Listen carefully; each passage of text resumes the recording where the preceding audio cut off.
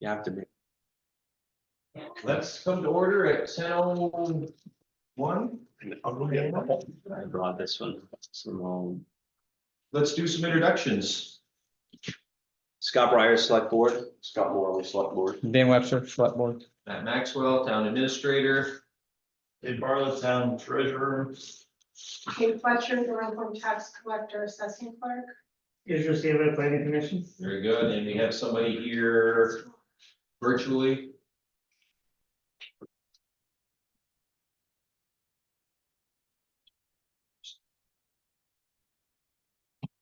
Any changes to the agenda tonight? Today? Good. Public comment. Thanks.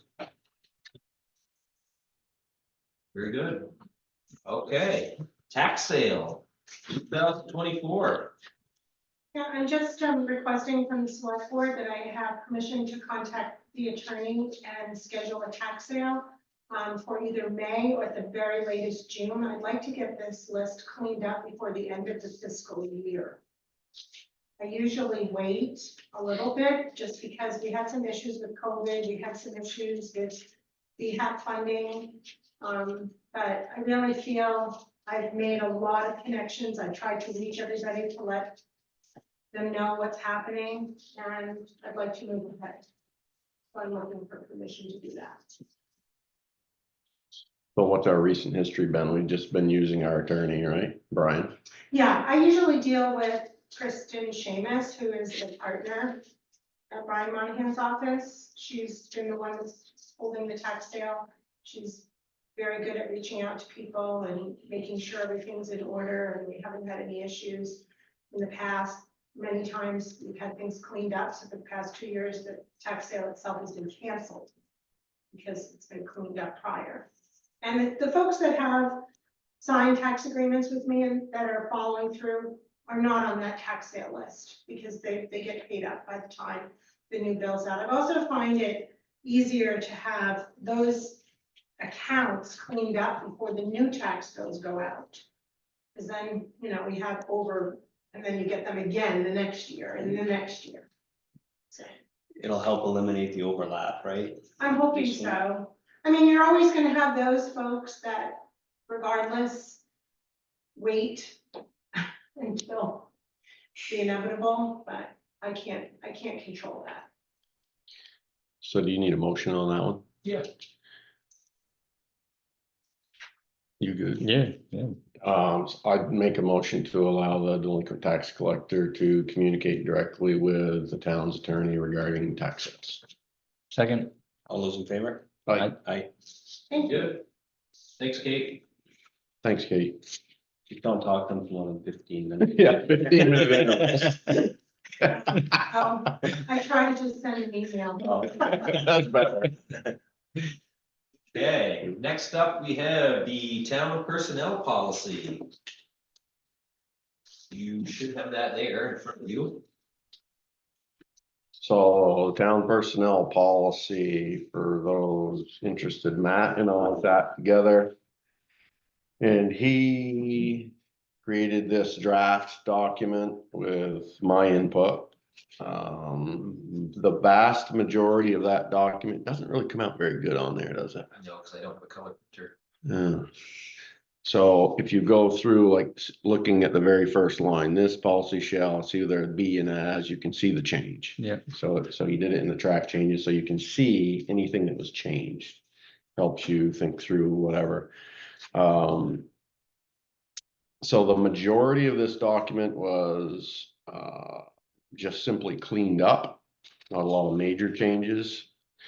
There were changes, help me refresh my memory, Matt. Do you want to go through it page by page? You can, it's something, I didn't know how you guys wanted to do it. Yeah. So some of the sections we'd already made decisions on, but we hadn't gotten them in there, like health insurance, like uniforms, like Vacation, well, that's new. right. Yeah, okay, so let's just, It was, I mean, a lot of it was grammatical stuff. right, so the first page is just grammar. Yeah. So you're past, oh, no, yeah, so the first paragraph on the second line. We just removed because we don't have a road commissioner, we have a road foreman. And so if you look at what that said, it's not necessary to have that.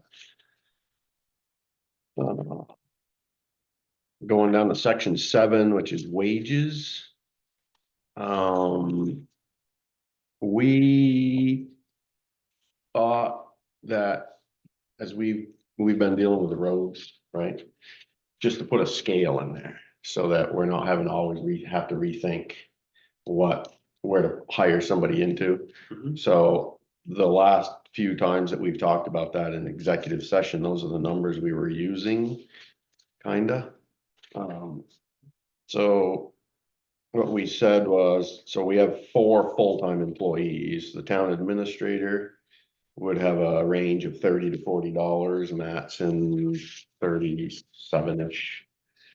Road foreman, we gave the same scale to, and that's reasonable. That's one of the discussions that we had. Nathan's Mhm. there in the beginning of that, new to the job. And then the road crew, that's the number we've been using right there, 24 to 30.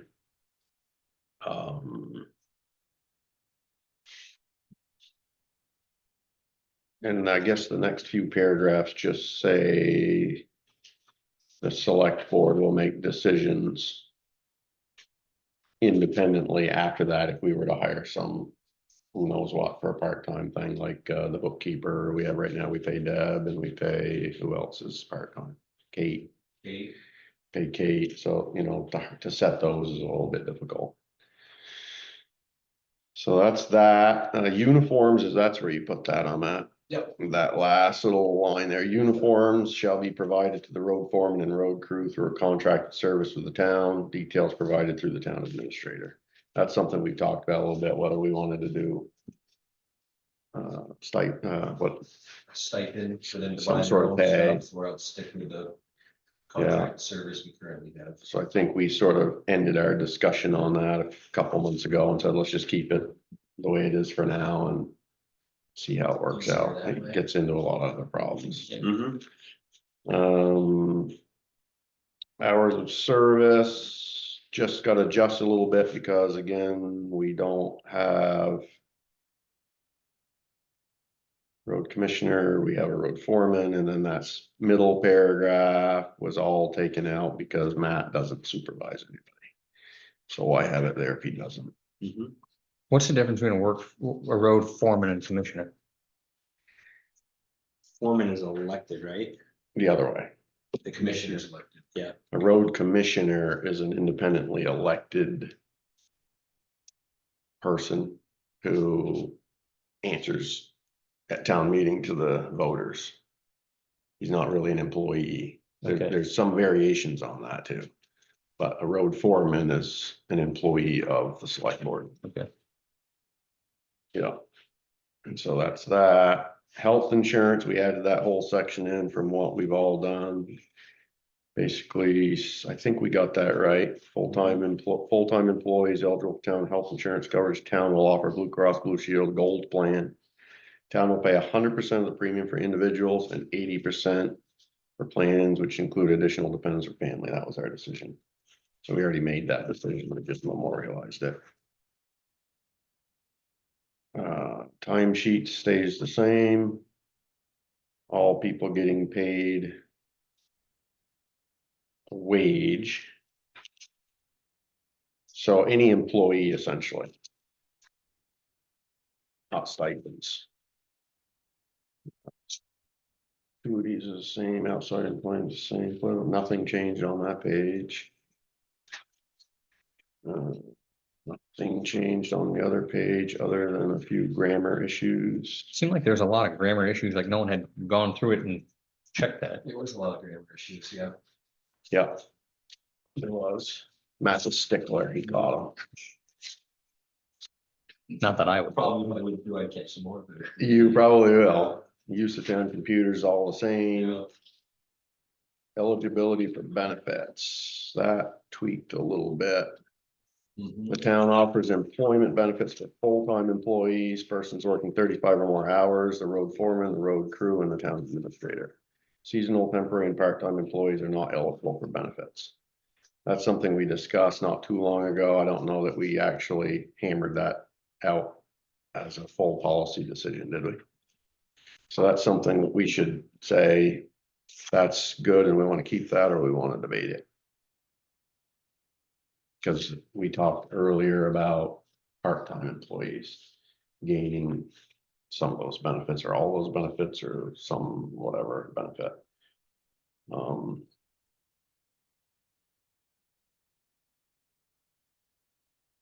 So the way this reads is that we only would offer benefits of employment, which you're going to be going into here in a minute, to full-time employees, which would include town administrator and road crew, not part-times.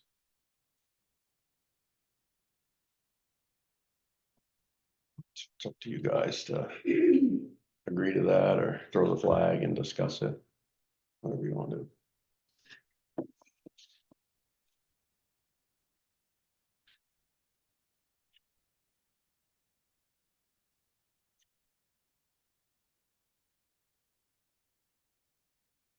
I think it would be simpler possibly, or better for the town to pay part-time employees possibly more money and less benefits possibly. So right now we have 2 part-time employees. Is that where we resolved that, Matt? We have Deb, We have Deb. who's a As bookkeeper, a select board bookkeeper. who does an hour a week Yeah, or 2, 1 or 2 hours. a week. literally, and gets paid pretty handsomely. Yep. And we have Kate, Kate. who does a day a week as an assessor, and I don't even know what you make. It's not handsomely. She needs a raise to see it. It's not handsomely. Well, Deb would probably say that too. So that's all you I have think that's it. for actual employees. Right. Everybody else is an official. Because Dave's an official. And he gets a salary based on, just like Deb was a town clerk. Right. Those are not employees. Those are officials who get a salary for the job. They set their own hours, they set their office hours, right? We all know how that all works. Those are not employees. So you're talking about 2, What and about Rodney Stone? Rodney Stone, Cemetery guy? I think you are treating him as a part-time employee right now. You could look at that as a contract service if you wanted to adjust that. Which probably I would do if I thought about that for very long. Okay. And do that as a contract. Then But you'd have to, for insurance. you'd have to discuss and debate all that. So those would be your only 3.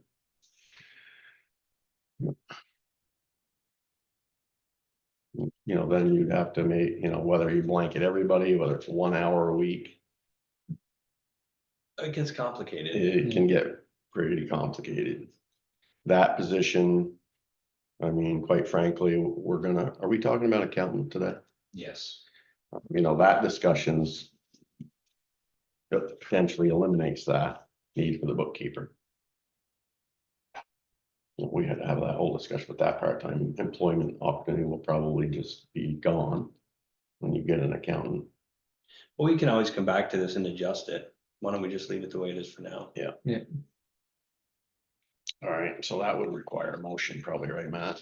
Yes.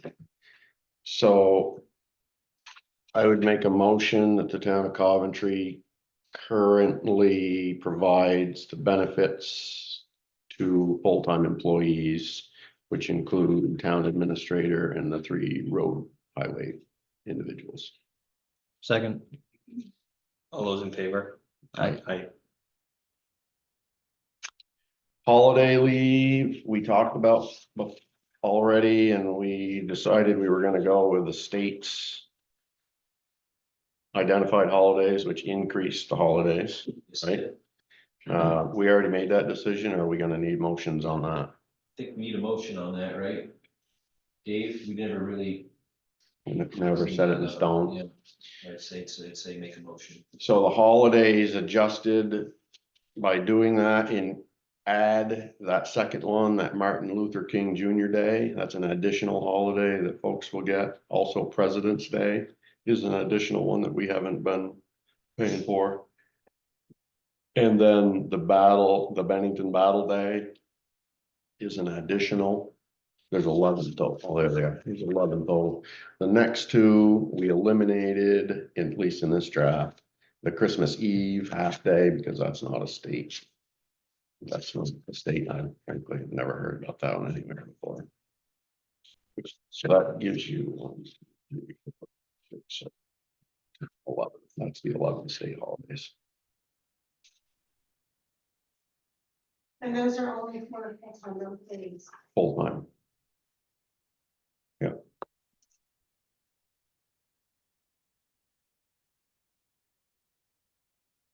That's, So that's what we discussed before, but we didn't really go in and motion it like we just, so if you guys agree with that, I yeah, think that's what we should do, then I can make the motion if you want. I'm good with it.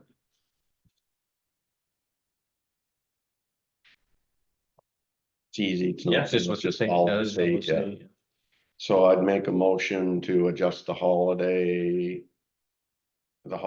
observed by the town of Cobblestone for its employees as the list here, which is the state's identified holiday list. Second, All those in favor? I, The next part of that, okay, so this is something that David's brought up a few times, not trying to figure out how to pay these guys. So I think that covers it, which says full-time employees will receive the observed holidays as a day off and receive their regular pay.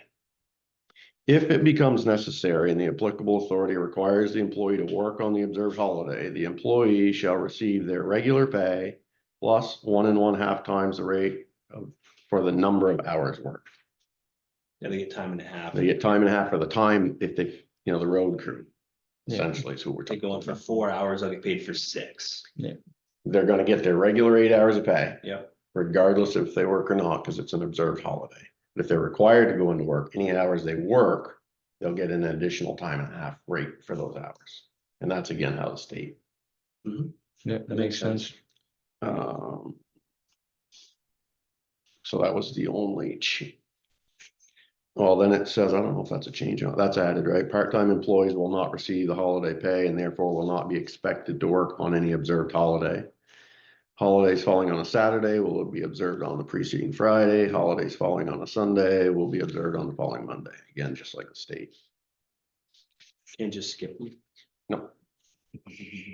So if you guys are good with that, that would be my motion. Second, All those in favor? I, Okay, now vacation leave.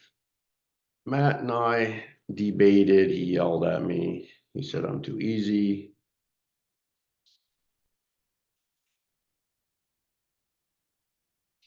So the way we do it now, I don't think is fair.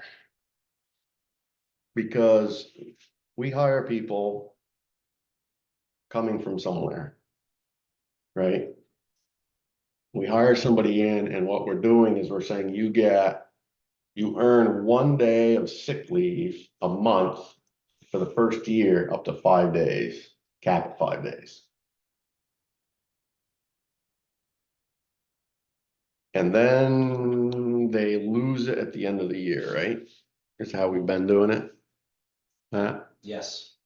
So they lose that. So for somebody who got hired in January, they work all year, they get 5 days.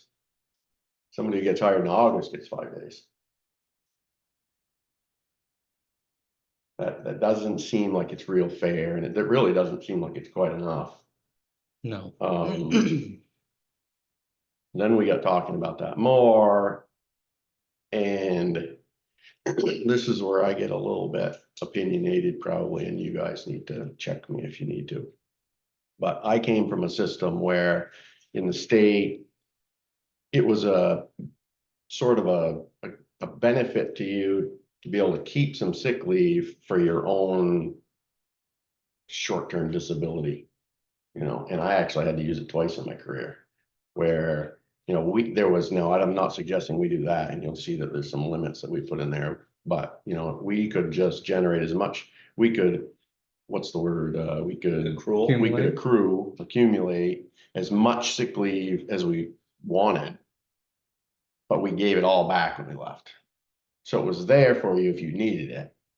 So if you were, you know, if you had 1,000 hours of sick leave over, you know, 15 years of service and you broke your leg, or in my case, I had meningitis, so it was 2 or 3 months, I had sick leave. So I think there's a good conversation for that, because you don't want your employees working when they're really, really sick, or working when they're not capable, or working, you know, or having those sorts of fears. So one of the things that we did to potentially give some remedy to that was we said, first year, 1 day per month for a maximum of 2 weeks for those that get hired early in the year, right? Just like they're coming from jobs and are giving them at least that. And then beginning January 1 of the first full year, the employee shall receive the 2 weeks. I didn't really know how to do that, do you? It's like you got to restart it somewhere, because Yeah. we're not using anniversary dates. So if you're not going to run anniversary dates for everybody and keep that calculation specific to the employee, you got to have a trigger date. Yeah, I So think it's that got to sounds be a good. January 1.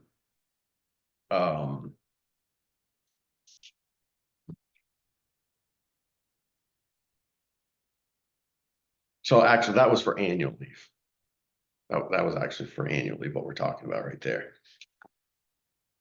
So the other piece to that was we were thinking, we looked at the second dot, said the second year through the 9th year was 2 weeks a year.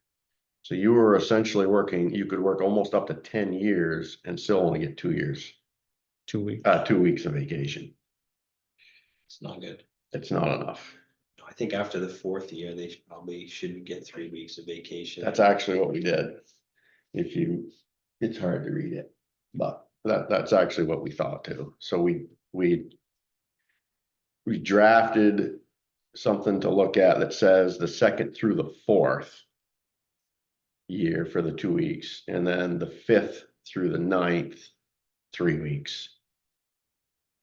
And then the 10th through the 19th is 4, and 20th over is 5. So it's a small tweak, but the tweak is earlier in the career. Mhm. You know, to give them. Is the first full year the same as the 2nd through the 4th? Yeah, kind of. After the first year, you get 2 weeks, and then you don't get the 3rd week till after the 4th year. You don't get the. Could it be just it wouldn't change it at all, but I mean, So yeah, I see what you're saying. It's weird how to try to word that. So you either have to your say. first full year through your 4th year, 2 weeks. So essentially, you're deep in that scenario that we wrote. That's a good catch. That scenario that we wrote, we're defaulting for the employee benefit, not the town benefit. What you're saying is we're going to hire somebody inside of a year. So whether it's January or December, anywhere in between, you're hiring an employee, and You get 1 day a month. you're going to say you're going to get 1 day a month until January 1st. And then you're going to get 2. Yeah. And because otherwise you're sort of, you'd have to go to their anniversary date. Yeah. If you don't want to keep anniversary dates. So If you want to do someone that. wants to get hired here December Exactly, 25th, exactly. and then they get 2 weeks vacation. So, I mean, it's essentially, like I said, defaulting to the employee. You're hiring them from somewhere that's giving them that. Not you know. hiring 16, 18-year-old kids spread out of. Not for those jobs. No. Or that job. You know, so you gotta have some packages that are gonna keep people around. So that's where we got. You could even make it simpler though, and just leave it out, just do what you said for the first hire year, they get 1 week a month, and then at the first of the year, they get 2 weeks. After they've worked 4 years, they get 3 weeks. That's what we got in there. Yeah. Yeah. That's what that is attempting to say right there.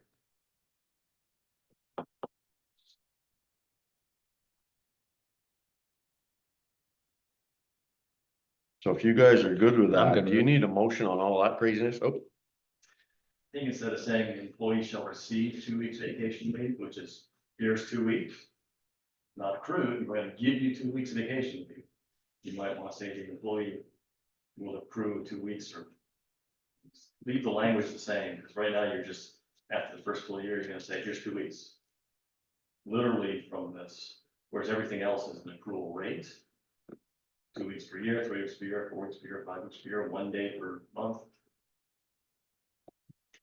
Should be accrual, because honestly, like, if someone did start, say hypothetically in December, and then January, they get 2 weeks, they can't take the first 2 weeks of January off and then quit. You know what I mean? There's a way to, it's kind of accrual. They get it, but it comes as they put the time in, I think. so what are we thinking? So what do we need to do to address that? So what are you thinking, Dave? Just worded accrual, Because I mean, vacation has to be approved, right? Can't take it off, right? so. Instead of saying the employee shall receive, just do dash 2 weeks per year. Beginning January 1st of the first full year, 2 weeks per year. So you have a reset point.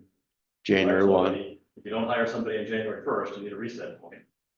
January 1st, dash 2 weeks per year. So your are you following how we're to do that? accrual rate's basically the same year zero, you hire this person, Yeah. until the end of year 4. It's 2 weeks each. I think that's really what you're getting at. But you're gonna accrue it, you're not just gonna. You're then here a week, here's 2 weeks vacation. You don't want that. I don't think. Okay, Right. And now what if they don't use the 2 weeks during that year? We should make them use it. People need time off. so that says.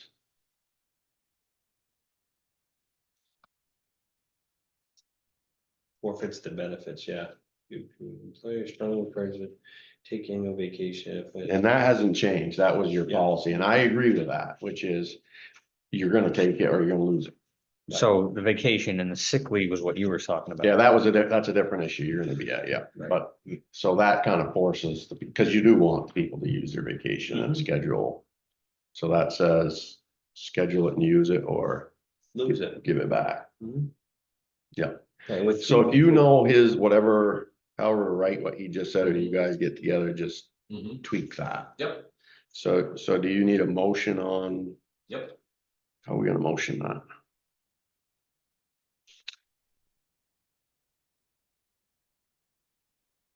I don't know. how Are to you gonna motion. write it up differently than what it says You're here? just gonna change one word, right, Dave? I'm gonna take one word out, right?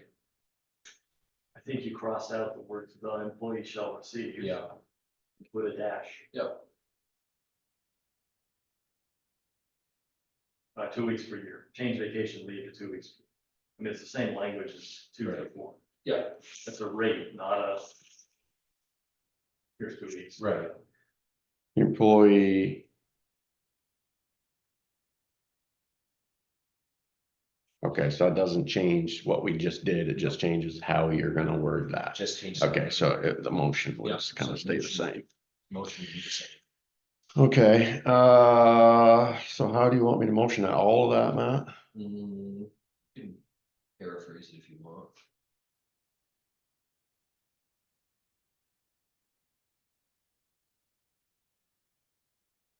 I don't even know how to do that. Motion to, your, So I'll make a motion to adjust yeah. the town's vacation, full-time employee vacation leave. To the first full year, 1 day per month. To a maximum of 2 weeks. The schedule to follow would be 2 through 4th. Year, 2 weeks a year, 5 through 9th, 3 weeks per year, 10th through the 19th, 4 weeks per year, 20th and all subsequent years to be 5 weeks per year. Second, All those in favor? Aye. Aye. Is that effective immediately? Yep. Today, or the next pay period? Oh, well, it won't be effective until we get this back and have it signed. Right. So. Not effective. No. No, because we've gotta sign all this. It'll be the next meeting probably. Not the one on Wednesday, not the reorganization. Yeah, meeting. I asked you to give that some thought, because it's. Let's not make it unnecessarily tricky to implement. Right. Okay, well. We gotta redo it, we can redo it, but that's, Yeah, I mean, That's just the start date I'm talking about, it's not the. It's not the work. so the start date of this will be whenever we sign it, which is likely to be 2 weeks from now. at the March 18th. Yeah. That'll be likely, and then, right now you've got, But again, Receipt. We I asked you not make that the middle of the pay period, for instance. Right, well, so we could say like April 1st then. Let's figure out, start with the pay period. Well, why don't you guys figure out what to Okay. do it? Yeah. It's just, generally do pay. Or you can do July Start 1. with pay period. Right, yeah, okay, yeah, that makes sense. You could, it's just. Right, it's a part. yeah, so sick leave section predominantly all stayed the same, except that conversation that we were having around.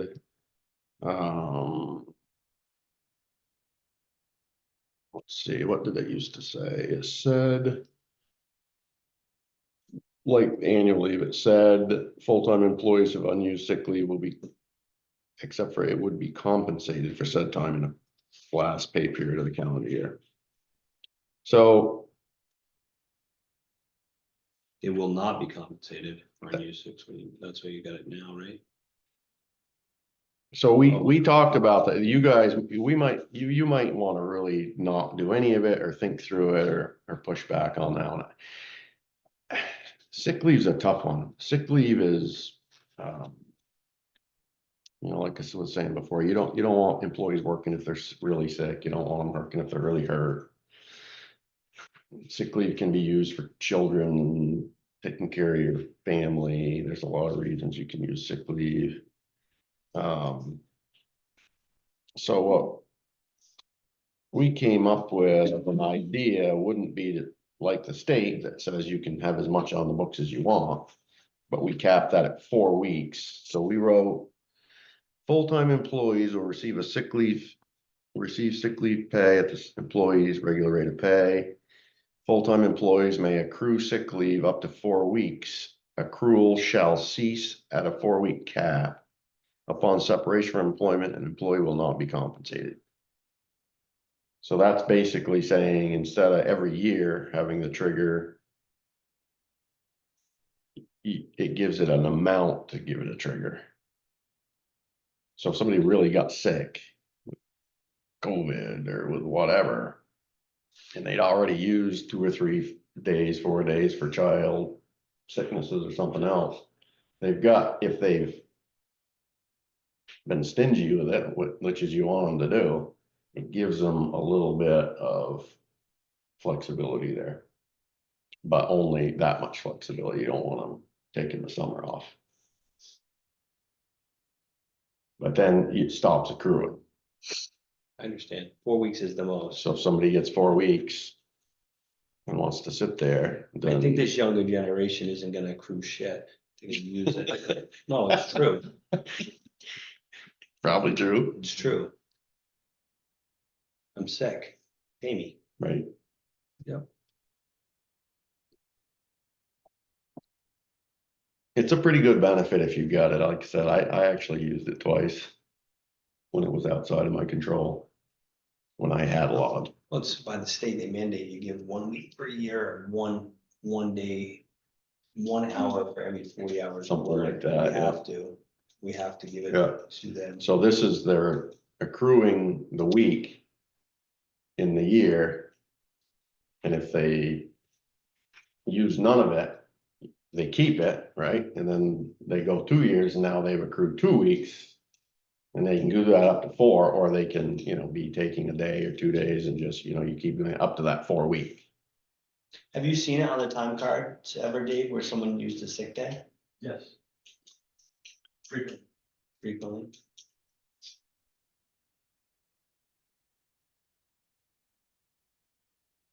Hope you guys, the way we're doing it now, so simply put, right now, they earn a week and they give it back, or you pay them for it at the end of the year. This would be, you can accrue up to the 4 and you don't get paid for it. It all depends, do we want our employees that have 2 weeks already have an extra week, 3 weeks after 4 years, now they all got a month off. It's a lot. After 4 years, after 4 years, our employees have a month off. They get 1 week for sick, Between the sick and and the then they annual. get 3, and then they get 3, that's a lot of time. I mean, it's not a lot of time, but it's, Yep. So, between their vacation, I don't know if they should be able, I think, I don't know, man, I think that 1 week, and we pay them at the end of the year if they don't use it and be done with it, it's probably better than accruing up to 4 weeks. so you wanna just leave it the way it was? I'm okay either way. I'm thinking they do have time, they do have, you know, we're hoping the crew that we have will get. Sooner than later, they'll be at 4 years, it goes by pretty fast, and they'll have 3 weeks, and then I'll have the 1 week of sick, that's 4 weeks.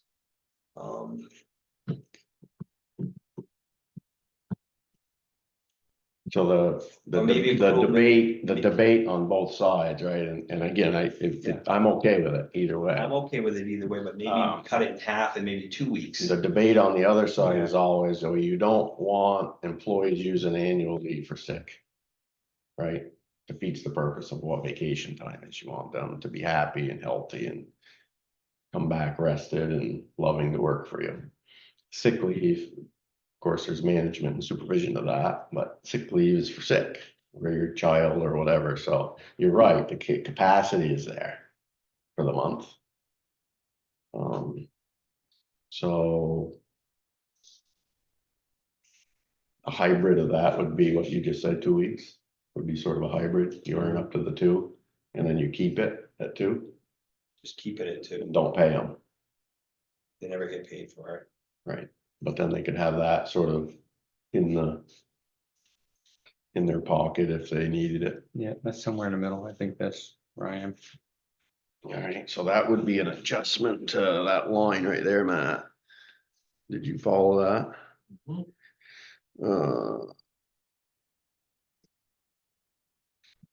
So full-time employees may accrue sick leave up to 2 weeks. Accrual shall cease at the 2-week cap, so you gotta tweak both of those. Okay, so I'll make a motion under the section of sick leave for full-time employees. That full-time employees may accrue sick leave up to 2 weeks. Accrual shall cease at 2-week cap. Second. All those in favor? I Bereavement stays the same. Rental, same, short term, same, stays the same, military, jury. The next one that changes is new section 30 overtime. And that goes back again to what David had brought to our attention. We talked about a couple of different times, and I think we captured it, which says, in accordance with the Fair Labor Standards Act, the town compensates all non-exempt full-time employees at the rate of 1 1/2 hours for each hour actually worked in excess of 40 hours in any work week, and or work in excess of 8 hours in any work day. That gets it for you today, right? So a question on that last piece, for several weeks this summer, the road crew worked, in fact, it was quite a while, they were working 4 days of work, 4 days a week at 10 hours a day. So that sentence, then Yeah. they're working a 40-hour week, but 8 hours would then be overtime. Yeah, I don't know how we got to that decision because we didn't make it. Certainly had nothing to do with it. Right. They were starting early, they had 3-day weekends. But we didn't make that decision as a group, and I don't think we want to. We work Monday through Friday, 8 hours a day.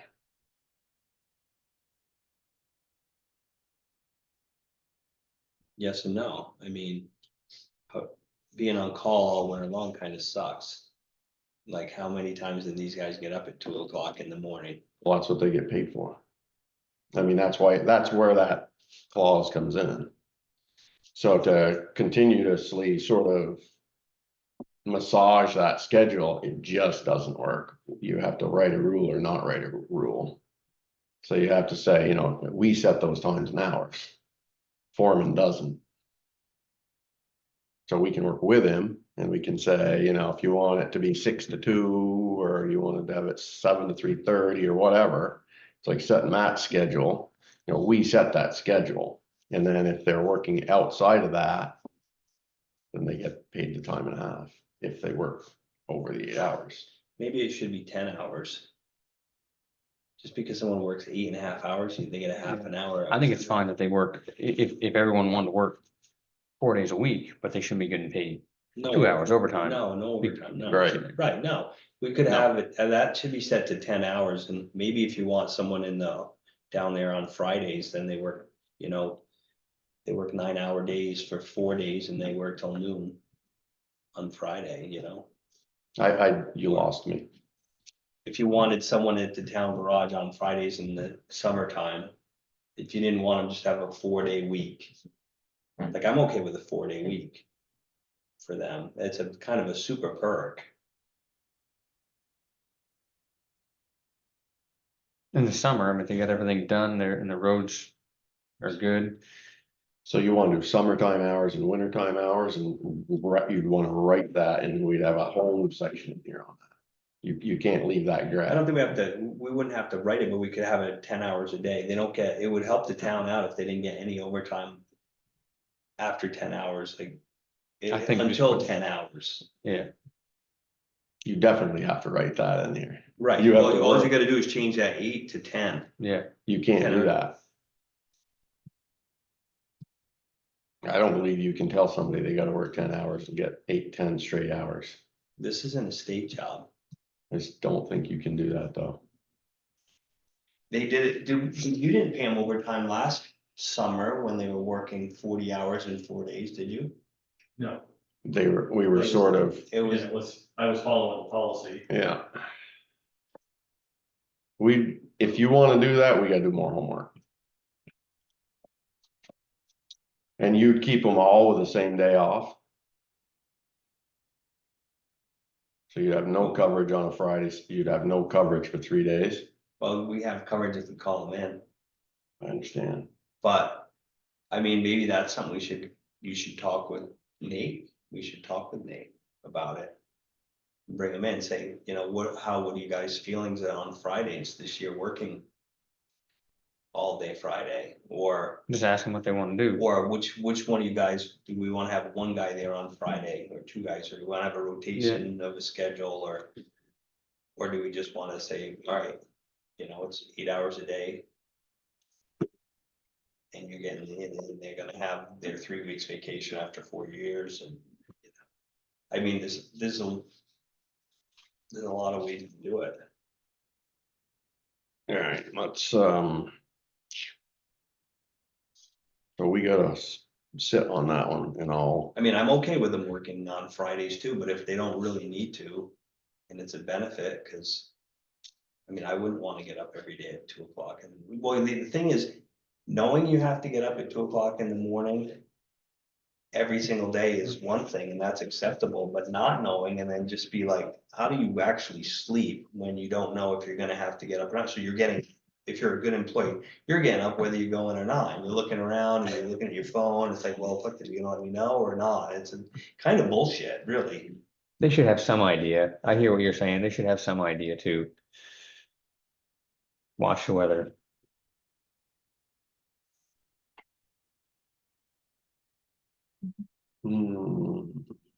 So having the sacrifice in the winter months and then being able to have a 3-day weekend. Most of the summer is pretty freaking nice. I'd like that schedule. You,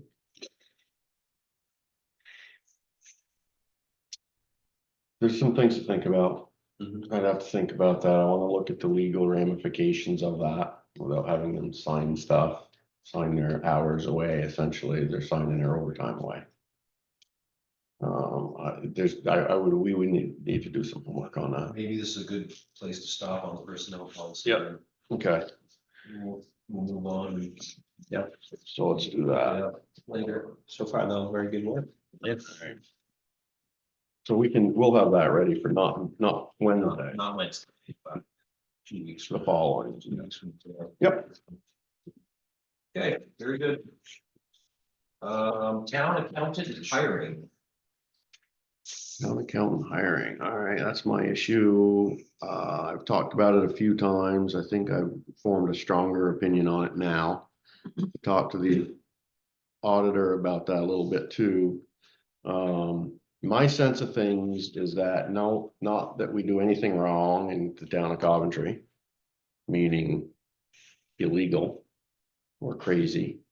But I think we have to develop strategies here that sort of, we gotta move the bar, we gotta get better. We got to, we've got tens of millions now, right? Soon to be more. We've got a lot of stuff coming in the town meeting, a lot of expenses to consider and go through. We adjusted ourselves this year from accrual base, modified accrual base to cash basis, which probably wasn't the best decision. I'm talking to a lot of different people, but that's what we've done. The modified accrual is significantly more complicated. I think personally, I believe that we are in a space that would suggest we should have a professional CPA accountant who is contracted for a minimal service for us, for the select board to give us unadulterated opinion, hard-nosed opinion on how we should be dealing with all our finances. There's a lot of moving parts here. I have opinions, you guys have opinions, the treasurer has opinions, others, but we don't really have a professional in the room guiding a lot of that thinking, and I think we need to do that. Right. It will touch investments, conversations, it will touch, the current process of how we do our bill pay. It will touch future auditing points. Right, can the town afford to give the foundation $250,000 a year? Show us on a piece of right, paper we're- what that means. We need our numbers still, we've been Yeah. talking about the town number. Yeah. To finance the town budget and Right. forever, when we have no more Casella checks, and what is that number? Show it. Show the graphs, show the data points, show and have those tough conversations with us, put us in check. And we need to be put in check, somebody with a degree. But that would work for us at the same time, but you gotta hire somebody that's gonna tell you the way it is. And I don't know all the details of that, but I just. This town is there. We need to take that step, I believe. What the costs of it are, I don't know. What the availability is of it, I don't know. But I think that we should explore it. I'm willing to help with that. I think probably Matt and I should partner up, sort of like what we just did with this policy, and bring back information about, and get, take the next step of specificity, right? Which is, here's 3 firms we talk to with thoughts and opinions and what they may or may not be able to provide for us, and just keep the conversation going forward to get those things done. Right, I think the initial hire of an accounting firm, they would put the time in, but then once they got the graph set up. Yeah. It would be minimal expense. Yeah. And it's not just that, there's a lot of money parts here, as we all know, and it's growing, it's not. And so right down to, the mechanics of how we do it. I've been somebody who said for a long time, the actual mechanics of how we do our bill pay doesn't make any sense to me. What makes sense to me is very simple, which is the select board is the functional board who has all the fiduciary responsibility. And and we have a budget that we've been provided, we're gonna be provided with a new one tomorrow. And then we've got to live within that budget. And so as bills come in here to pay, the town administrator who works for us as our employee opens the mail, looks at the bill, and he should be maintaining that list and creating the order for the treasurer to pay the bill. That's not what we do here. Just pay them all. While we open the mail and then the full-time employee gives it to the part-time employee, the bookkeeper, who then creates a warrant and writes the check at the same time, which doesn't make any sense to me. And then what happens? Then it comes here and we're looking at warrants with a check already ready, which doesn't make a lot of sense. It's still, but that's the design of it. And we've got that bookkeeper as our employee. So it sort of, fits and then it goes to Matt, back to Matt, who signs the check. And then Dave reconciles everything. And then the check goes back to the bookkeeper for mailing. Mhm. And then the treasurer, the actual town treasurer that we have as a treasurer, doesn't have any part of that process other than reconciling the checkbook. That make any sense? Seems like a lot of work. It seems like crazy town. So it's just, we got there. I know how we got there, right? We got there because of auditors and separation of offices Yeah. and previous employees who may or may not have been up to certain tasks. So we added layers in and other people. It's like enough already, right? So an accountant would help with that. And essentially, we should be going to the employee at any time or the treasurer. They both have the knowledge to say, where are we at on this? He should be telling you when you get a warrant that he's created. You better not do that because you don't have the money to do it. Right? Especially if we don't have special funds. And run it like a business. Really, honestly, only pay what we've been approved to pay. And then the treasurer writes the check. And then the reconciling piece, he could or couldn't do, but you'd have the accountant do it. See what I mean? Mm-hmm. The accountant would make an easy reconciliation piece, and it would be duplicity if the treasurer wanted to reconcile, go ahead and do it.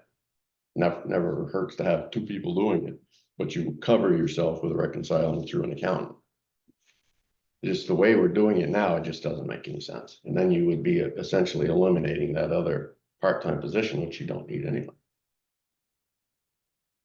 So anyway, that's just a further discussion. But I Yep. think the beginning of it really is you got to get a CPA in here. You have to have somebody who can help us have conversations with auditors, knows the lingo, and really can sit us down and explain it to us. So do you want the board, me and Dan to approve you and to work with that and going out and doing the motion for that and going out and looking for Yeah, a so hire? we do need a motion for that. Yeah, with no decision-making ability. Right. We're not gonna make any decisions. We don't want any authority for decision-making. We are going to request that the board support and provide us the support to go out and bring back information. None of that gets us outside the town to do that. So I make. Sounds good. Yeah. We need it. Mhm. We need to verbalize that. So I make a motion to have Scott Morley and Matt Maxwell do some research and bring back the board some information on an accounting hire. Second. All those in favor? Aye. Aye. Great. Well, work for you, Matt. All right, hazard mitigation RFP. That's your issue. Yep, so the, what is he called? The Emergency Management Director. We currently have a grant.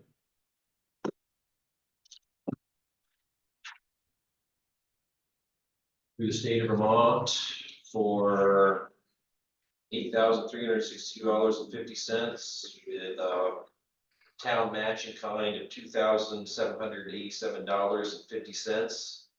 This is to update our hazard mitigation plan. So essentially, we could use this money to hire somebody to update the town hazard mitigation plan, which we have to do anyway. What we don't have to do is we don't have to do it right now. We've got till the end of 2025 to use this money. So if you guys don't think it's something that's, Where does the $2,050 come from? Do we need to put it in the budget? Right? yeah, I mean, You know, I think we need to. we're responsible for 25%. So that's an application for that grant. No, we have received, We already we got it, already got it. so we can use it or not use it. Correct. And it has to be completed by, September 22nd, 2025. So that could go on next year's. but it wouldn't give whoever was doing it very long. No, We would only give them from July 1 to September. right. So how much was it? 2,000 something? I mean, Take it out of worst petty case, cash. worst Yeah. case scenario, I mean, it's. Yeah. Yeah, it's, 27. Yep. Call it $2,800. So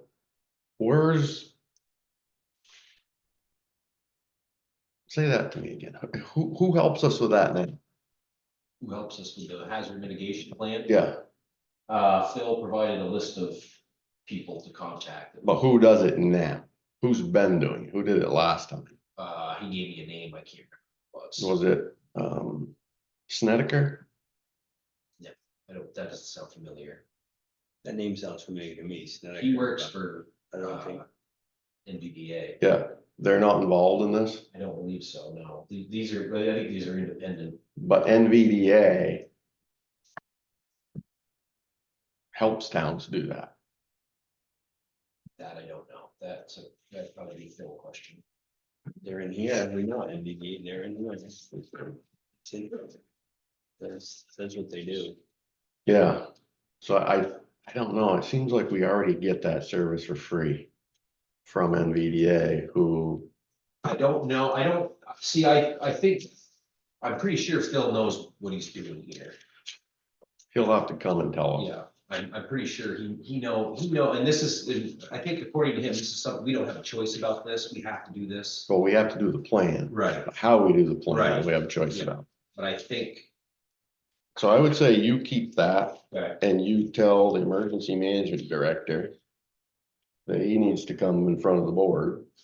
NPD is the Regional Planning Commission and Economic Development Organization for Caledonia, Essex, and Arlington counties. So we are uniquely suited to effectively serve municipalities and businesses. So they help with land use permits and regulation, transportation studies and project planning, digital mapping and GIS services, grant writing and administration, direct business support, referrals and lending to employers in our region, energy planning and water quality planning to help communities meet evolving statutory requirements, Thank you. They do. planning for natural hazards and local emergency response. So Yeah. And David- yeah, we actually used to have a town representative that was on that board. David Snedeker. Yeah. So I would not do anything. I wouldn't make any decision on that. I'd tell Phil to do that, and I'd also ask Phil to research that piece with the NVDA, whether they do or don't or have or haven't, and reach out to them and figure that out, because I think you'll find They that. probably have a standard format without spending any money that every town should be, They least- actually come to your town and do it. well, it should be at least 80% Yeah. already standard, and then maybe they customize it Yeah. 20%. Yeah, okay, Cleveland Meeting House oversight. All right, that came up a couple of different ways for me anyway. One of them was when we're dealing with the personnel policy, we're looking at all of our who's and what's and how's and dealing with keys the other day. Right now, my understanding is it's David Barlow. Perfect. So it's you, Matt. It's me. So any town building, right, is our responsibility.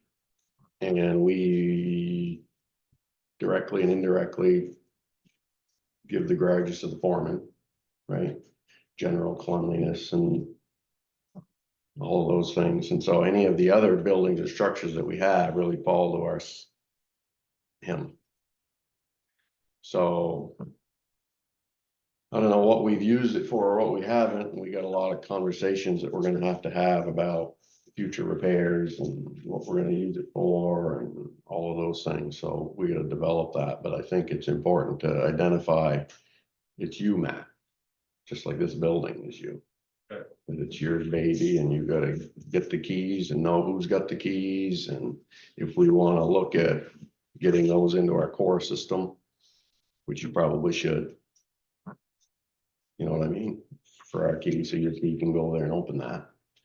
Your master I key. don't think we have one, do we, that opens that? I don't have one on my keys, I don't believe. No, I have a set in Right. my book, little booklet down there that has all the keys. So you've got another couple of cores here and there that you've got to adjust anyway, so maybe it's a little bit, huh? Yes, I do. Yeah, When's the last time anyone's been over there? How much water is in the basement? Was the last time you were in there, maybe a couple months ago? Whenever it started freezing, Yeah. November maybe? Yeah. We were supposed to try to get that drain and then it snowed, remember? With Yeah. that outside drain never We got haven't been in fixed. there, nobody's been in there all winter. have fun. Today's a good day to go check it out. You gotta get in there, I mean, it falls to you, right? It's just for repairs and you should go in there, whatever. As See if there's any needed, wet but spots once a in the month. ceiling, you know, Right. because that roof is probably still under warranty. Yeah, look at the keys, get that key thing done, get those on your core systems. Mm-hmm. Make it an individual core probably, so you can hand it to whoever Right. for a function and they can't get in here. Yeah. He knows how to do that and you do, but also into your master system so that Mhm. these guys can get in there. Good. Next up, we have communication with town investment advisor. All right, that's been a biggie for me, so I'm gonna resolve that one, which is the John Henry Hubert, if I say it right, works for us. And we need to reach out to him and talk to him about communications with the town. It's almost like an attorney, but different, right? The town attorney, that's why, actually, that's a good example. Kate had to come and talk to us about communication with the attorney because it's your attorney. So you gotta give that permission. I don't wanna go there with the treasurer, but I do wanna go somewhere, which is, it's been a year and he's never sent me an email. Have you ever seen an email from him? He used to reach out to us once a quarter. He used to drive up and then with COVID, then he would zoom in. And then in the last year and a half, I haven't had any contact with him. All right, so that's gotta stop. We pay him to do our service. So $12,000, Yeah. $13,000. So any communications to or from the investment advisor needs to be copied to this board. So any emails, any communications, any meetings that are being conducted on behalf of the select board and the town need to be copied to us. Unless you're good with that, Yeah, I'm good with common that. sense, right? Yeah. So I would say, Matt, you should reach out on the phone first, probably, and let him know that. And probably follow up, see where that conversation leads, but essentially, you know, we want to get in the know and we want to be having conversations and probably, you know, I don't know if we have a contract with him or if you need to write a letter on our behalf to follow that up or not, whatever you think you need to do. Okay. But we need to get back to having a conversation with him around, you know, how is this gonna work? We want you in this building quarterly, physically. We're paying a lot of money and we've got a lot of money to be looking at and accounting for and thinking about. And we need conversation.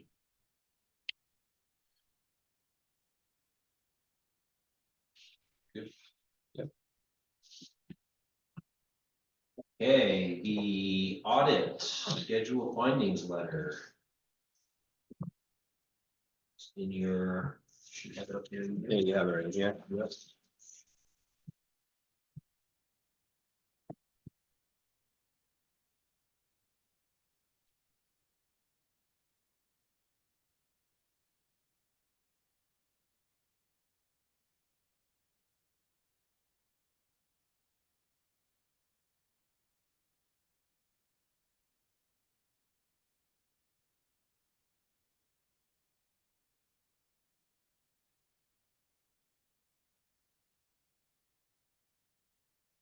He's already seen this, I think, right?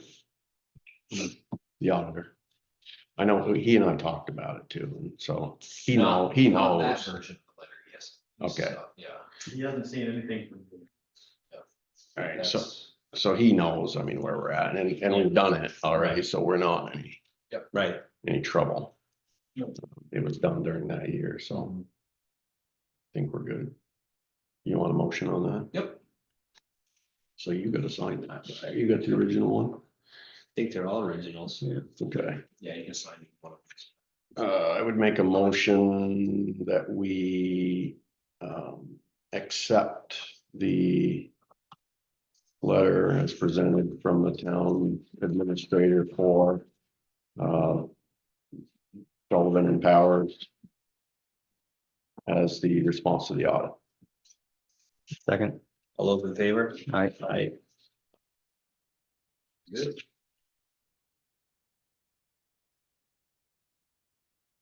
Okay, next up, we have email archiving. Spoke with ELCT. And we are required to archive up to for 5 years any outgoing select board or town officials' emails for 5 years. Currently, what we do is we just leave the account open. So we've got, there's some like Phil's is still open. The ones that are positional, they just get transferred. So like roads, that went from Dave to John, and now it's under Nathan's name. Town administrator went from Ned to now it's under my name. Treasurer and clerk, but for you guys, like you have your names on there. Those emails need to be archived and those accounts need to be closed. So. Cause they charge us, right? GoDaddy, doesn't it? Right, charge so us what we've got, this is from GoDaddy right here, and this is significantly cheaper than than. To archive it. Right, than what we currently do. So I recommend that we, So Matt taught me a little bit of something here too. Let's see, so the select board is the only individual email in the town with your name on it? Is that what I I understand? believe so, because All others are positioned? Kate's position, Kate's assessor or whatever she is, Assessor. Deb's clerk, Dave's treasurer, I'm town administrator, and the foreman is roads. And so, Delinquent tax collector has their own. email And too. yeah, so Kate's got two, the board it's our name. right? Why is that? Just because there's 3 selectmen? Just because it would be a pain in the ass to make like select board member 1 and select board member 2, and like that. It's just easy, it's just easier to have it in your name, And so okay, so tell me when I'm wrong on that. So as we leave. Transition. So he leaves. Yeah, His Scott Breyer, whatever our email is, gets At archived. Coventry.org. yes. It gets immediately Should be archived, archived, and whoever takes his place gets a new, gets their name. fresh And new. that Scott Breyer. John gets Doe at closed. Coventry.org. So I mean, they're all backed up anyway, all the time, They are. anything connected to the town. So it's just a business thing. And so when you leave, Somebody else takes over and they have access to all of my emails. all your town emails. Yeah, everything I've sent, everything I've. And even if you start trying to delete, they're still in the cloud. Well, they're somewhere, I mean. We still have the ability to still get do it. them. Right. And why wouldn't a new select board member just take over my email? because we'd have to change the name. You have to change the name anyway. That's why I was asking, it's like a little bit Yeah. weird. We But- want to have them called Scott Breyer. They want. No, right, they'd want their own email, but I wonder if that could be just, Maybe possible to change the email name. To take a Scott Breyer email, S Breyer, whatever it is, change it to whoever the new person is. Keeping the same account. I don't know that for a fact. I just, and leaving all the information there, cause there's no, you want to look at that before you did something else. So GoDaddy, you talked to them and they just said archive it and start a new one. Yep. And it's cheaper. It's cheaper than, yeah, because right now, like, using Phil as an example, his account is still open. The select board account, Yes, but does he have another one for, not that I know of. so he's a selectman on paper? Technically, yeah. Yeah, that's not good. No, it's not. Okay, No, the account doesn't say select board. It doesn't say select board, but it's the same, It is the same. it's the email. same account he used as a select person. so is he still receiving emails, that account, Yes. that no one looks at? He looks at them. He looks at them. Oh, so he's still, so that, Like when I email Phil, I email him at. Like you're gonna email, CoventryVT.org, like the same email I would email him if he was a. but his should say emergency management director. Correct. Okay, That's, fix it. that's what I'm trying to, that's the point I'm trying to make here. But, and all of those emails that were under Phil should all be archived. Do it. will they automatically end after the 5 years and go away? How are you gonna remember to end them? So you don't keep paying, like, I'm sure you can put a term on your, You can get a list, right?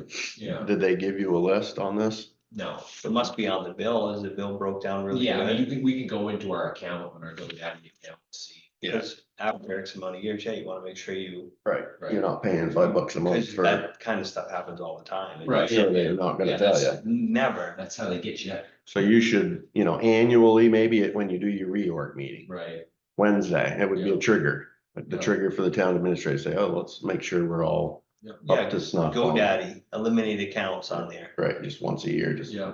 fix it. So yeah, fix that. Fair. So Phil's will get archived and you give him, create a new one. Yeah. And then just Cause eventually there'll be. Yeah. Every year you'll be somebody, yeah, somebody after, because you gotta do it then anyway. what happened prior to me? Like, what about his old email from, According to Phil, they just left them all open, so. So is his old one open? So legally, they're not, none of the, so if anybody came and subpoenaed those emails, we could still go get them, because all those accounts are still there. It's just not the right way to do it. So we created that like the last month or two I was here, the first The time. emails We just didn't even started? have those. oh, You had your own everything. I see. Yeah, and so we said, no, Everybody no, was using their own personal Yeah, email. yeah. And then, So we created this whole thing then. oh, And so I never got one because I was on your way out. So On the you way wanna out the make a door. motion for me to buy that, to buy it. well, it's $4 or $5 a month to do that. Isn't this your duty anyway? This part of your It is. town administrator thing? Yeah, just do it. Okay. Any other business today? I just asked a quick question. Yep. I heard earlier you say that the town treasurer is salary. Is that what I heard the board? I understood that to mean right now, What's that? that the treasurer is considered a salaried employee, not an employee, a salaried It's an office. office. Yeah, so that's how we're supposed to do that, just like the town clerk. We're supposed to, when we do our budget, say, what's it gonna cost to fund the work of the treasurer? And we have that conversation, that debate, and then that's what you get paid. So I'm not pushing back, I'm just want to clarify, because the last salary approval sheet that I bring forward every year had that, had it as an hourly position in which I submit time cards every. So is it the board's position I should stop that and now I'm a salaried employee, a salaried position? So timesheets, part of the personnel adjustments that we just made, specifically says employees. So the town clerk shouldn't put in a time card. She should for bookkeeping work. Because she does, you don't have the benefits, we don't have to keep track of your sick leave, we don't have to keep track of your vacation. You know, you don't get any of that stuff, you're just the town clerk or the town treasurer working for this amount of pay for this fiscal year. Okay, so That's sort of how that works. different than what you guys approved on the salary worksheet that I have to get you to sign every year. So I'm just trying to clarify, do I stop submitting time cards now Yes, immediately? you don't need to submit them now if you don't want And then to. paid at what rate? We could, Keeping in mind that my other question is, you've introduced a great deal of uncertainty to my position, I think, with this town accountant's proposal. So I look at that and say, well, from the discussion, there's definitely pieces in my position that might disappear into that, or the whole position for that. I'm not sure where you're going with it, but it's a great deal of uncertainty, so. Again. That factors into compensation, I think. In my thinking about it. there shouldn't be any uncertainty into what the town treasurer performs for duties. What he's responsible for, right? It's statutorily driven. Current, No, legally statutorily driven, what the town treasurer is accountable and responsible for. Just like the town clerk, just like the select board. We're town officials. We're governed by law and Vermont state statute.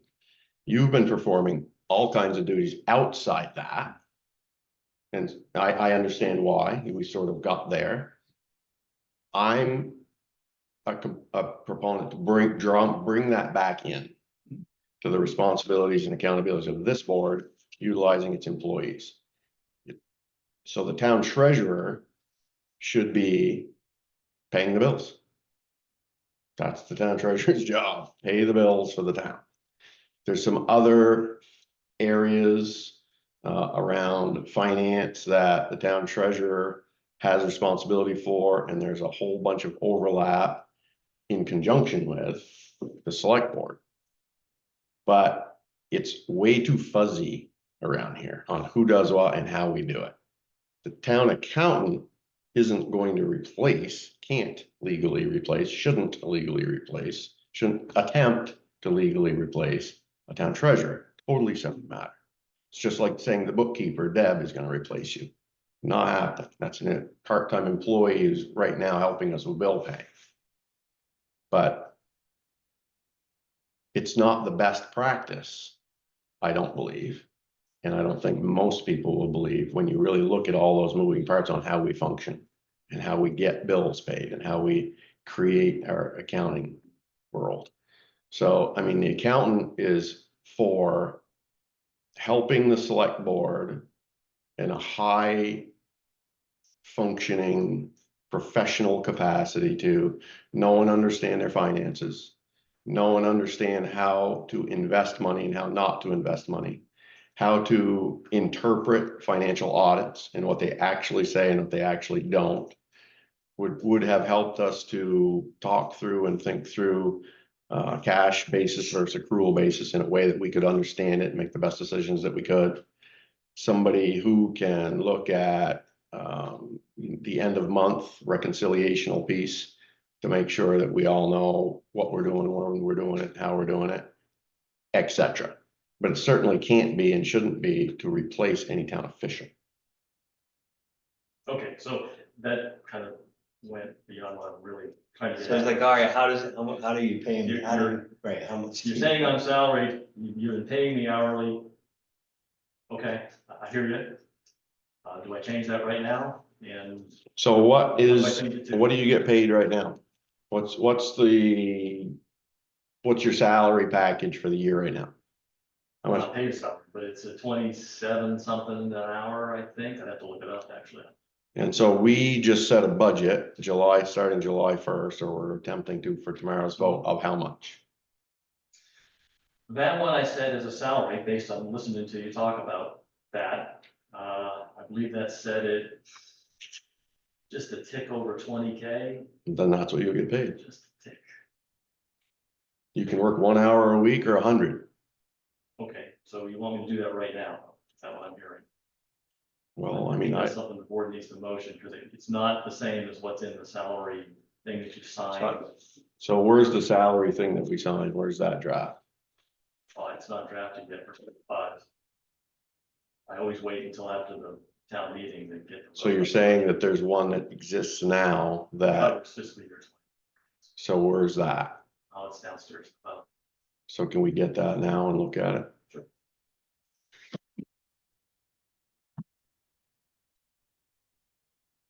Okay, while he's doing that, let's get the minutes approved and start working on warrants. Can I ask one question? Sure. And I don't know if it's appropriate at this juncture, but I've been getting a lot of phone calls from folks regarding the buyout. Mhm. And I'm wondering if the board would consider, or whoever is in charge, an informational meeting so folks can have some direction. We had one, didn't we? You just had one, didn't you, not too long ago? Yeah. You did Like 4 weeks ago, right? Yeah. an informational meeting? Well, I mean, we had it during a select board meeting, but we had all the players Okay, I must involved. have And missed that, so I apologize then for asking that. so anybody that calls, direct them right to Matt. To Matt, Matt's Okay. got all the list. He communicates with everybody on all of that. He's got the paperwork. yeah, I know, that's what sort of spurred it. and Yeah. In specific, Yeah. Arlene, Carlene was in that meeting. Yes, she she was. just called me yesterday, Well, I'll send her right to Matt. okay, Yeah, she was in that meeting. She's been in 2 okay. Yep. Perfect, meetings. thank you, Thanks, Kate. you're welcome, thank you. All right. Take a look at those minutes while you're waiting on David, and you can start signing, after you do that, you can start signing the warrants. Jeez, she's a pusher, isn't he?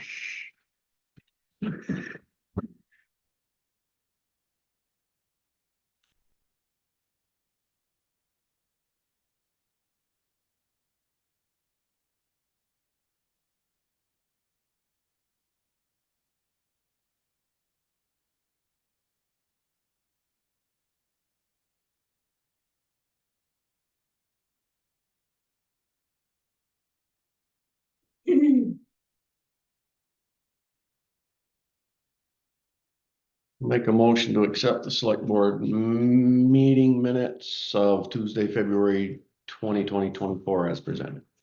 Second. All those in favor? I,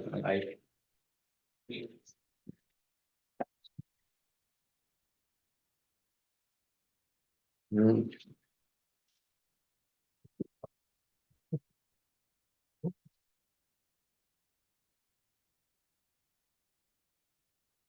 You?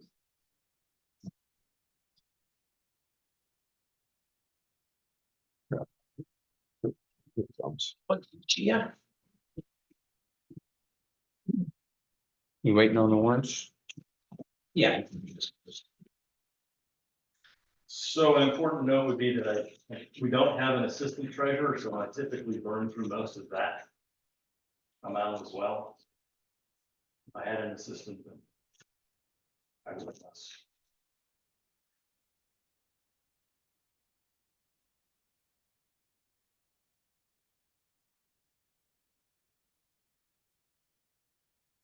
So it's about 18,165.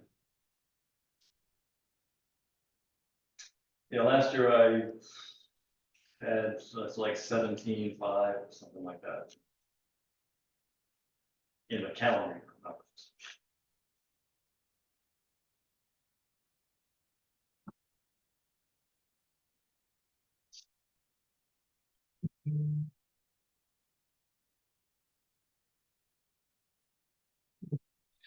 Yeah, so it's a little bit of semantics, right? I see now we've got the town clerk noted as salary, right?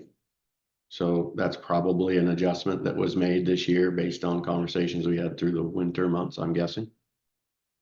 For this fiscal year, that was, when Deb came and presented. Right, but that position has always been salary. Okay, so, We just, I calculate an hourly rate just to have it, just in case. yeah, For some occasions where you might need it. yeah. So it's same. So I personally don't see the confusion. So let's say town clerk, we don't tell Deb Tangway when she's gonna work. We don't do that. The town clerk gets an amount of money to run that office. That's what she gets. Some part of that is a salary package, some part of that is the other stuff. It's the same thing with the town treasurer. I understand. So The question is, what's the number? That's it's the question. it's whatever is in the budget. Keeping in mind that, the budget was done based on an hourly. We can't overpay you and we shouldn't underpay you. That we have an assistant at some point. We do not, there's nothing in sight that I know of. For an assistant treasurer, Mhm. well, that's up to you. If you want an assistant treasurer, you hire one. There's an amount of money that the board has approved for you to $4,000 to do that. So you can spend it or not spend it.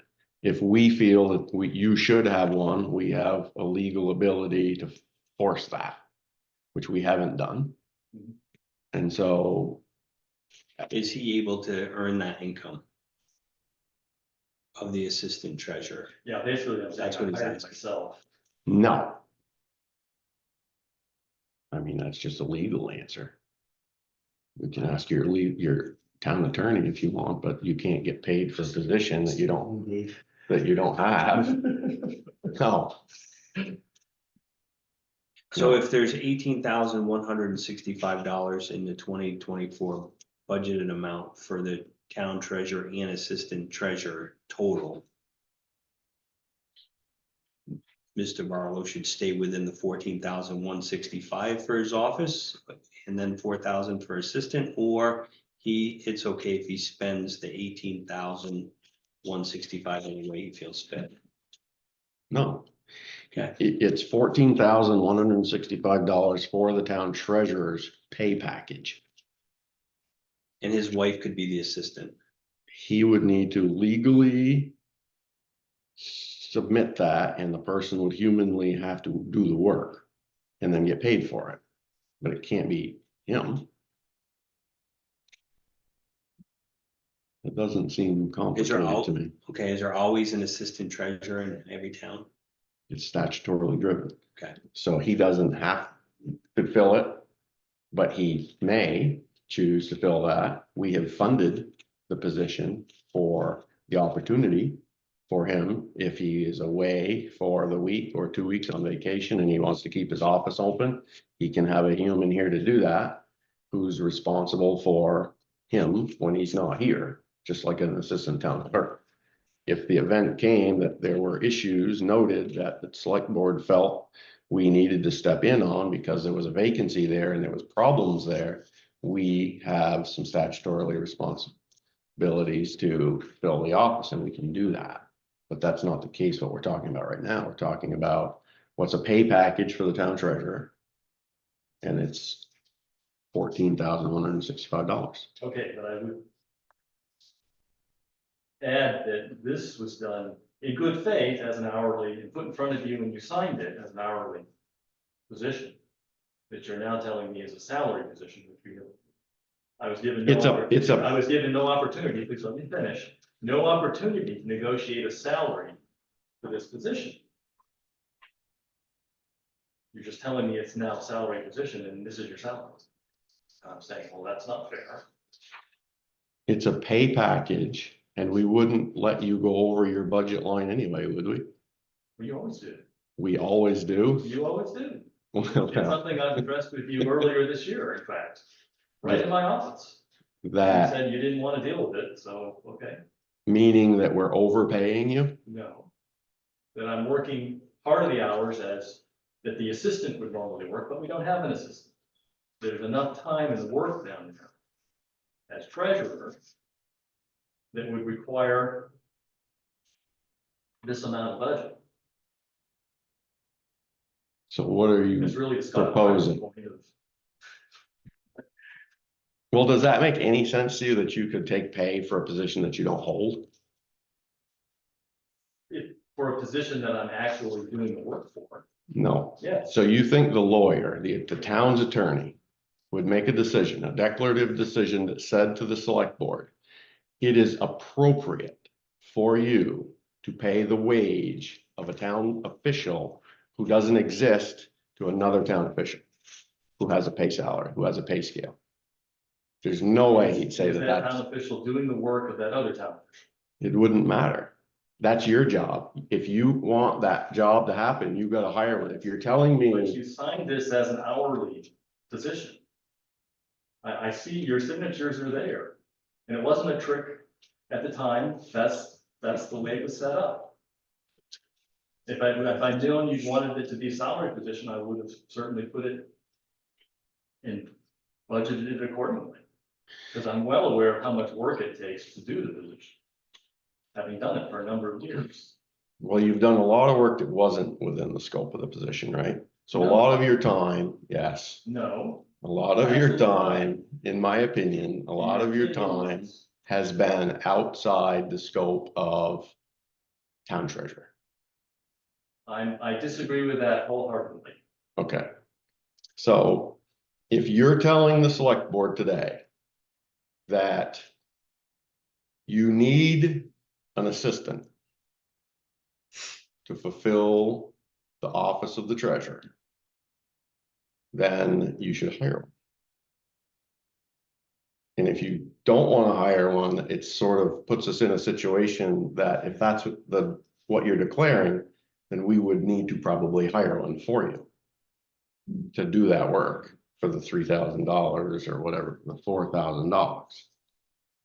I'm not going to say it's an appropriate thing for the town to begin a process of making payments to a town official from the piggy bank of another town official. I'm not asking you to do that. Well, good. So the $4,000 you can't tap into unless you have an assistant town treasurer who's going to get the money.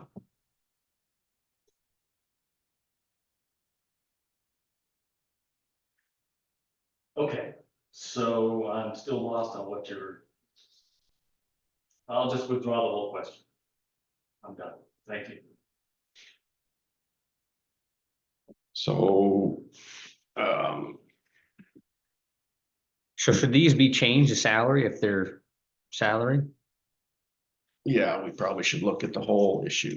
And before, did we paying you hourly, did it go past what was, Well, you have to what was look at it budgeted? because we pay on a calendar year basis. So I haven't done the calculation to say, well, what did you pay me in the fiscal year? I have to go look at that.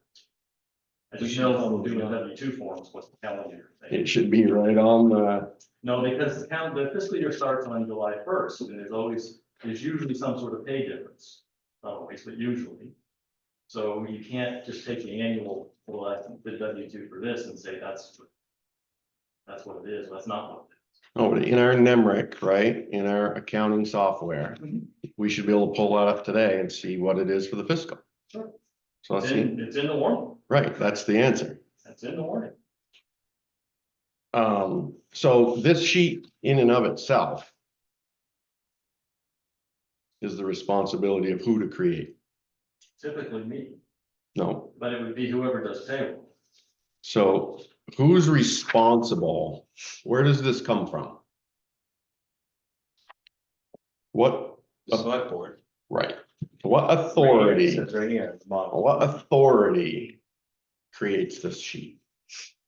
Well, if you wanted to take that particular route, you could create everything in the town.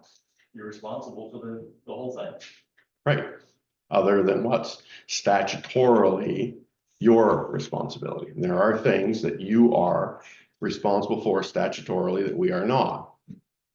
But going back to the conversation of my statement saying that there have been a number of things that you have spent your time as a treasurer conducting that are outside the scope of a treasurer, this very piece of paper is an example. This very piece of paper is not the responsibility or the scope of a treasurer. It is that of a select board. So you guys are gonna put the numbers in there. Of course, we create the budget.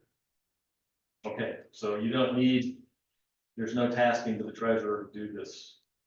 Those are things we talk about, we work Certainly has been through. in the past. I'm just. You've had, I don't say you personally, but the boards in the past tasked the treasurer to do this work. I full, I don't ever volunteer to do stuff. well, that's unfortunate. I do. I full on agree that you're right, that you have been asked and you have been tasked with a lot of duties and specific work that are outside the scope of a treasurer. And I believe that that is an inappropriate business relationship for the town of Coventry. Okay. So we have been working very hard the last number of months to realign a lot of those issues to say and challenge ourselves. What do we do? What are we supposed to do? What is the town administrator supposed to do? You know, how do we evaluate his performance? What is the town treasurer supposed to be doing? And it's proving to be a bit painful. But to tug those strings and bring those back into alignment with statute and all of our responsibilities. And so it's not going to be super easy. We should work together. We should work collaboratively. When I make statements or when the select board makes statements that this piece of paper is the responsibility of the select board because it's setting wages, And you signed it. then You guys signed it. Great. yeah, we're responsible. We all make mistakes. Apparently I made one right there. I signed that and I shouldn't have because I should have had more scrutiny to it. So that won't happen again.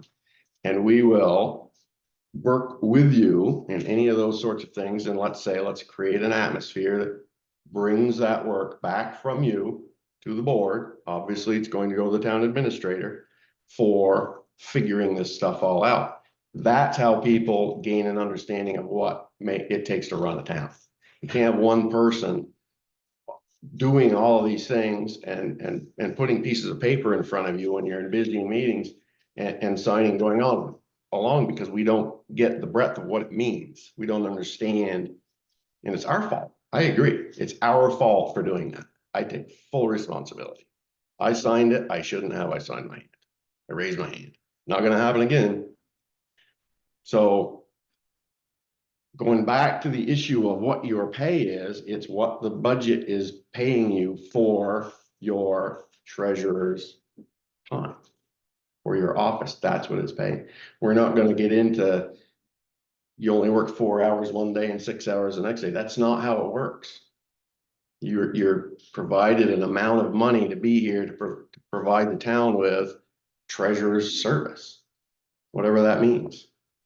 If it's Okay, making, but understand, I'm not pushing back, I'm just saying, this was not the condition back when this paper came through the system. And this was not Dave Barlow thinking this would be a good idea to do this. No, it came through the town administrator. Through the history of town administrators. so what are you asking for? Well, it was an hourly rate. I guess what he's saying is it was an hourly rate on this report here on this. That's not what he's asking because the money doesn't change. Whether it's salary or whether you put in this many hours for the year, you still have a budget. It's still $14,165, whether you, Point out, that budget was based on being paid hours. So, okay, we'll, question answered. I withdraw the whole. it's like, I don't get the point. But I That's guess, what I you're gonna guess get it'd be paid. nice to know what does it really cost to run the office? I'm thinking it's not 14,165. I'm thinking it's more like 18,165. Well, I can certainly make it 14,000. can make that happen. Well, again, a lot of the duties that you've been doing, you won't be doing. Yeah, I disagree. A lot of that stuff's still gonna get tasked from the town administrator, like it always has been. To me to do, I mean, is the town administrator gonna put the numbers in here? Well, could, I suppose. Yes, he will. Crank out the spreadsheets, do all that stuff. Yes, it doesn't mean you guys shouldn't work together, but ultimately, he will be tasked from the select board as its select board's employee to provide this information. How he does that, if he wants to, he should be obviously working with everybody in order to populate that and figure all of the little specifics out, but ultimately, he should be presenting that to the board and having that conversation. It shouldn't come from any other person. Of course. Okay. So getting back one more time, what are you asking for? I withdraw the question, I'm not asking for anything. I'm done. Alright. So if you think the treasurer's position should be paid more, that's a different whole conversation. I mean, the budget's already set. What is this? Well, it would have kind of been nice to know where we were really at. So this budget is for $27.24 an hour. Correct. For some number of hours. What's the number of hours there? What's the breakdown? I don't know the breakdown. Hours per week, 10 times that times 52, come up with 14,165. How many hours do you work a week, Dave? Oh, yeah, right there. It's right there in front of me, 10 hours a week. I think the question has been answered. My question is, do you want me to stop submitting time cards? You review the pay every pay period, and I have time cards, and it would save me a lot of time not to have to do them. There's But I am- nothing, there's I am no, on here as an hourly employee, so I feel compelled to do it, but if you tell me, if the board says, stop doing that, your salary, okay. Stop doing it. We're gonna pay him every other week, basically. $540 and Yeah, whatever, 20 hours every, 48 cents every Pay 2 period. weeks, every pay. there you go. right. Yeah. And he sets his Whether own you- office right. hours. Does work at home, does work here, does work Whatever, there, doesn't and he matter. should have office hours. Yeah. Just like Ms. Fletcher over there, you don't tell her what day she has to be in here and what day she doesn't. It's, you get budgeted amount of pay for 8 hours a week. We crafted an hourly rate for that pay, creating the budget for the office of the assessor, and that's what she gets paid. If she goes away this week and works from home or does something for 2 or 3 hours, that's her responsibility, is to create Mhm. the town assessor's office and get all that work done for you. It's the same thing for David. It's the same thing for the town clerk. Got it. It's the same thing for us. We get paid whatever we get paid. I keep time. Yeah, to do what we do. Yeah, I understand. And if future conversations probably will get healthier and better when we're crafting budgets and creating budgets, and people could come and should come and say, I don't want to work here anymore for this much money. I'm overworked. I want to get more hours in the office. I'm not able to perform all the things that the town is doing, so I need to increase my time 4 hours, which is gonna So if these cost you are, this much more if money. these are a salary position, any of these that are salary positions, we shouldn't have an hourly rate in there. You should just No. divide the total amount of salary by 52 weeks times pay period every 2 weeks, and that's the number that they get paid. It Yeah. shouldn't have any, this hourly rate over here on the right side gives a false, Yeah, it's false. Correct. Because all of a sudden, wait, 1 week, he works, instead of 20 per pay period, 20 hours, he worked 30. Well, guess what? He's not getting paid 30 times 27. He's getting paid. You're getting paid this much for the year to office to. I'd ask for all of it the first week. Well, that won't happen either. But yeah, I mean, that's just the way it is. Yeah, all right. And so, you know, it's a good little lesson for It's a us. learning curve. It's I a didn't good have no lesson idea. for us right here. So if we knew as a group that this was our responsibility, we would have had this discussion a long time ago. But because we've sort of pushed off our responsibilities in a lot of these things, we don't understand some of the more finer points of these types of things. And he should. Right? So as we change, a new person comes in, two new people come in. The institutional knowledge is right there with your employee, who's going to feed you and feed us with Yep. all You're of gonna those get assistance, things. and this is. You're what not gonna we pay get these people. somebody who gets unelected Right. or whatever, and all of a sudden, all the knowledge just goes out the door with them. Yep. That's not a good system. Not when you're responsible for it. So. Okay, I understand. Thank I you. got it. Sorry. Fuck. I got hit with a bat. I didn't bring it up. No. Thanks, David, though. It's. So put that on your to-do list, Maxwell. Got it. I mean, at some point, we need to just go through there and probably have some conversations with VLCT, Brian, and get some legal opinion on terminology, right? On how functionally that stuff works.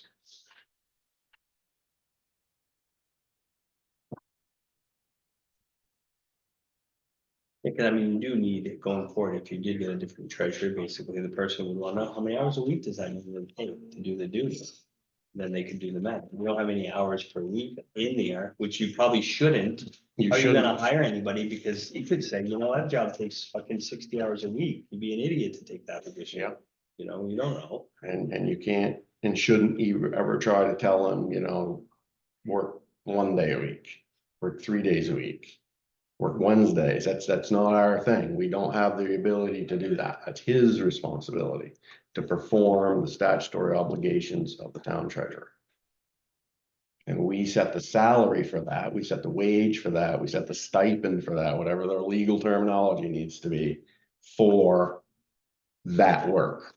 So that obviously has to be an evolution of understanding on what it actually takes to do that, but I mean, it seems like that's a fair amount for what we asked for. I would think, or else we wouldn't have done it. But we can further the discussion anytime. Oh, sorry.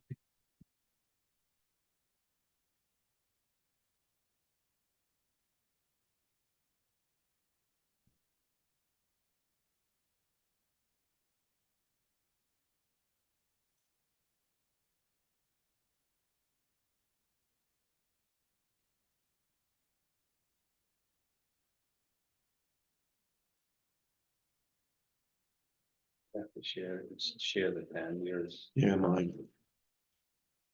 Hey, Matt, you got an extra pen there? Just, I'll be done with it in a second.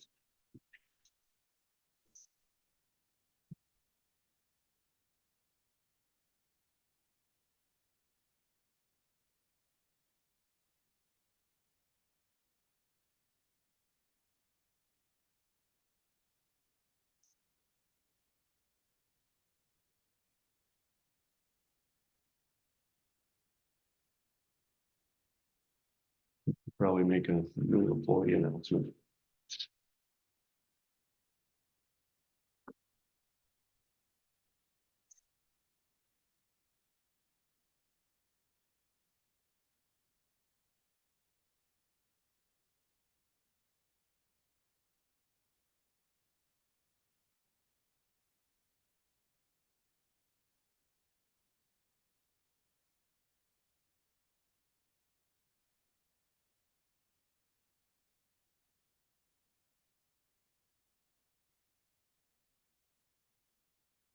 Okay. Oh, Good job. I put it in.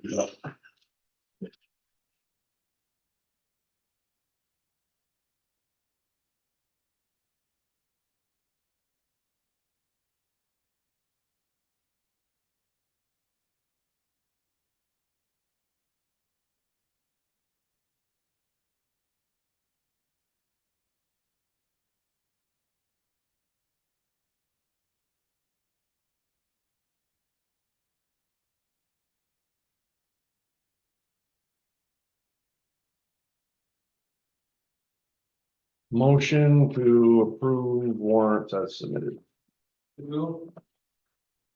Second. All those in favor? Aye. Okay, very good, guys. Thank you very much. Don't forget, town meeting tomorrow starts at 10 o'clock. Road crew. New road crew guy. Oh, yeah, John Buchanan started today, full time.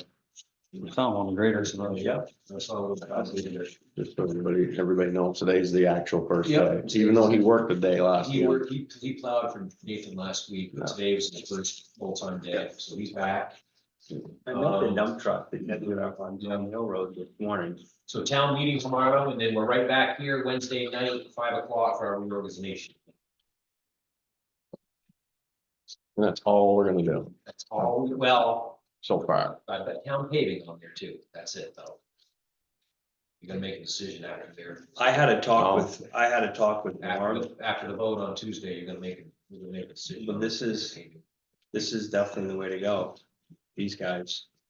It's cheaper and it's $6,700 more than our budget. If it gets approved, so we can do. Yeah. We can do all of it. The only other thing we need to talk about on this is do these other roads that we put in, are they need culverts? Are they ready to go? You know what I mean? Yeah, so that'll be a Nathan.